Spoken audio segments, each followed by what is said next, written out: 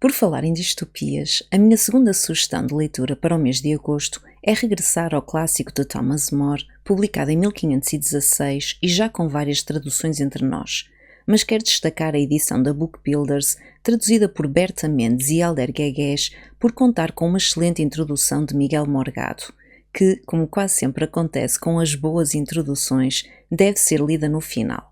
O livro de More está dividido em duas partes. A segunda parte, onde o navegador português Rafael Iteludeu descreve a ilha que tem como nome Utopia, é a mais conhecida e conduziu a um equívoco sobre o texto.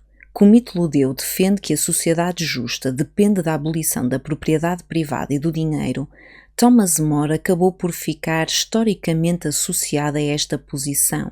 Na verdade, e como chama a atenção Miguel Morgado, associar a posição de More autor à posição de Iteludeu é um erro flagrante, sobretudo porque na obra Utopia encontramos uma personagem chamada More, que se coloca precisamente contra o argumento de Iteludeu. É claro que isso também não nos deve fazer coincidir a posição de More autor com a de More personagem, mas deve pelo menos deixar-nos de sobreaviso quanto ao caráter irónico e especulativo da obra. A segunda parte deve ser então lida como um exercício de provocação teórica sobre as boas instituições, sem esquecer que a parte mais relevante do livro em termos filosóficos é na verdade a primeira. Esta primeira parte remete-nos imediatamente para a República de Platão, onde encontramos Sócrates em discussão sobre a justiça e a sociedade justa com vários amigos. E na Utopia, Thomas More leva-nos à questão central do texto de Platão, que é de saber qual deve ser o papel dos sábios ou filósofos na política. Será que Platão estava certo quando fazia depender a justiça e a felicidade da cidade do facto de o rei se tornar filósofo ou de o filósofo se tornar rei? More e Iteludeu discordam sobre o papel dos sábios. More reconhece que os governantes tendem a não seguir as indicações dos seus conselheiros, mas considera que, ainda assim, os sábios devem tentar influenciar positivamente as suas decisões de modo a diminuir a intensidade do mal.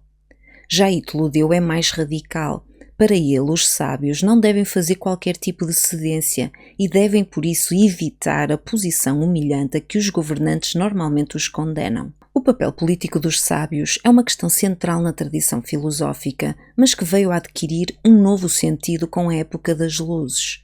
O conhecimento científico que marca este período ofereceu aos filósofos uma legitimidade especial para aceder aos lugares de poder, e muitos desempenharam o papel de conselheiros dos chamados déspotas esclarecidos. Parecíamos ter chegado ao momento de os reis se tornarem filósofos, ou pelo menos de reconhecerem que a sabedoria dos filósofos tinha um papel na governação. Mas com a consagração dos regimes democráticos, esta associação entre conhecimento e poder veio a revelar-se problemática. Conforme os especialistas se foram tornando mais especialistas e os filósofos mais embrenhados nas suas torres de marfim, foram-se distanciando da vida real e das preocupações das pessoas comuns.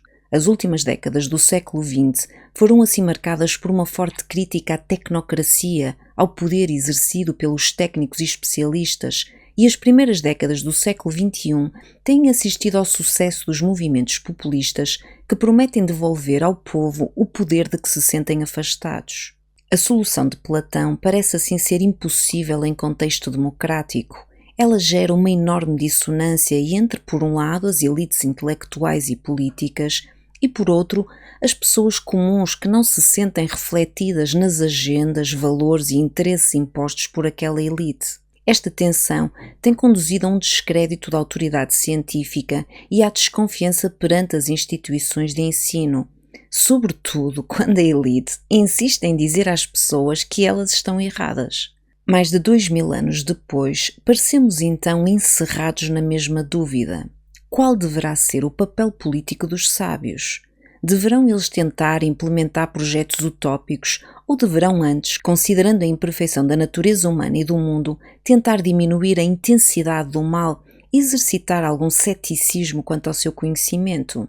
Como diz Miguel Morgado, não podemos saber exatamente qual é a posição de More, mas parecemos mais perto da verdade quando lhe adivinhamos alguma cautela e algum ceticismo. Aliás, o filósofo inglês termina o seu livro com o âmago destrutivo do pensamento utópico.